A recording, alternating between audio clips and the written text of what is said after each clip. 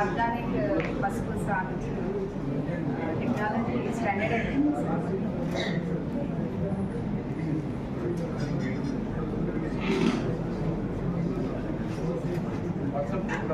Share చేయండి.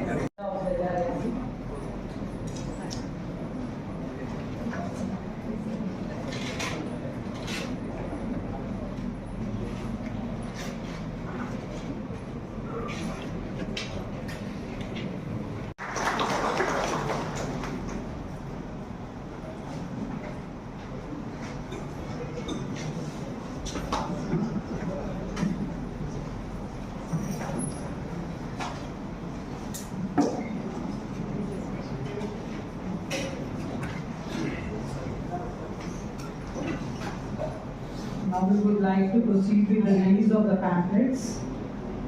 Shri Konda Laxmi Telangana state horticultural యూనివర్సిటీలో మన zonal research extension advisory council meeting organise చేయడం జరిగింది, ఇంకా జరుగుతుంది.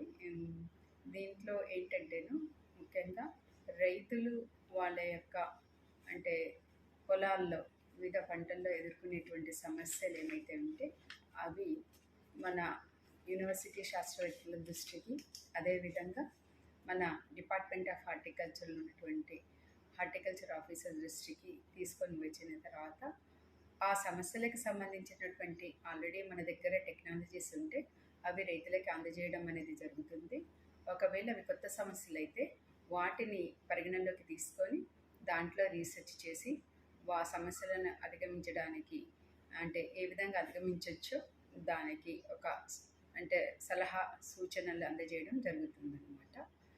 దీంట్లో భాగంగానే మన డిపార్ట్మెంట్ ఆఫ్ హార్టికల్చర్ నుండి వివిధ జిల్లాల నుండి వాళ్ళ horticulture officers, district horticulture officers, అదేవిధంగా డిడిహెచ్లు, జేడిహెచ్లు మరియు director of horticulture Shri K Ashok Reddy గారు వచ్చారు. మన శాస్త్రవేత్తలని అదేవిధంగా రైతులని అడ్రస్ చేయడం జరిగింది. అయితే మనం ముఖ్యంగా చూసుకున్నట్లయితే తెలంగాణలో ఇప్పుడు మనకి హార్టికల్చర్ పంటలకి ప్రాముఖ్యత అనేది పెరిగింది. ఎందుకంటే మనకి నీటి వసతి అనేది ఎక్కువైంది. దానివల్ల ఏమైందంటే మనము వివిధ రకాలైనటువంటి ఉద్యాన పంటలని సాగు చేసుకోవడానికి ఎంతో అనుకూలం. ఈ విధంగా చూసుకున్నప్పుడు మనము కేవలము అంటే వరిని పండించడం కాకుండా కొంత ఏరియాని మరి ఎక్కువ విలువైన ఉత్పత్తులని మరి ఎక్కువ దిగుబడిని ఎక్కువ ఆదాయాన్ని ఇచ్చేటువంటి యొక్క ఉద్యాన పంటలను కనుక సాగును చేపట్టినట్లయితే రైతులకి లాభసాటిగా ఉంటుంది.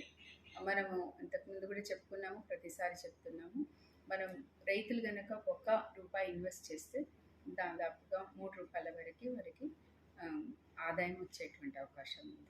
అదేవిధంగా చూసుకున్న ఇంకోటి ఏంటంటేను ఈ యొక్క తక్కువ నీటితోటి మనము ఎక్కువ లాభసాటి పంటలను పండించుకోవచ్చు అనమాట. అంతే ఇంకొకటి ఏంటంటే ఈ కోవిడ్ వచ్చిన సందర్భంలో అందరికీ కూడా ఆరోగ్యం మీద శ్రద్ధ పెరిగింది. అందులో భాగంగానే కూరగాయలు, పండ్లు, అదేవిధంగా సుగంధ ద్రవ్యాలు అంటే మన మెడిసినల్ హెర్బ్స్ వాడకం, వీటి అవగాహన చాలా పెరిగింది కనుక వీటి డిమాండ్ కూడా పెరిగింది. వాడేటువంటి పంటలు అది పసుపు కానివ్వండి, మిరప కానివ్వండి, కూరగాయలు కానివ్వండి, పండ్లు కానివ్వండి ఉండడం వల్ల ఏమవుతుందంటే దానికి ఎగుమతి అవకాశాలు అనేవి తగ్గుతున్నాయి. ఎగుమతి అంటే ఇతర దేశాలకి.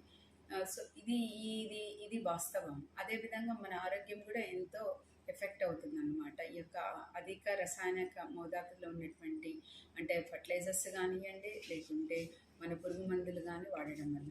సో దీనిని నివారించడానికి మనం ఎక్కువగా బయో ఫర్టిలైజర్స్, బయో పెస్టిసైడ్స్ వాడకం మీద కాన్సన్ట్రేట్ చేస్తున్నాము.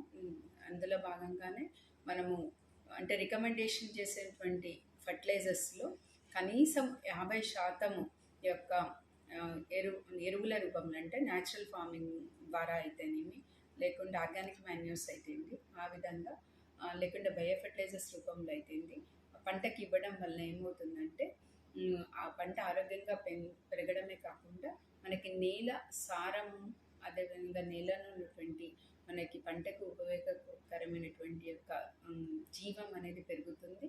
అదేవిధంగా దానిలో ఉన్నటువంటి సూక్ష్మ పోషకాలు కూడా మొక్కకి చాలా చక్కగా అందుబాటులో ఉంటాయి.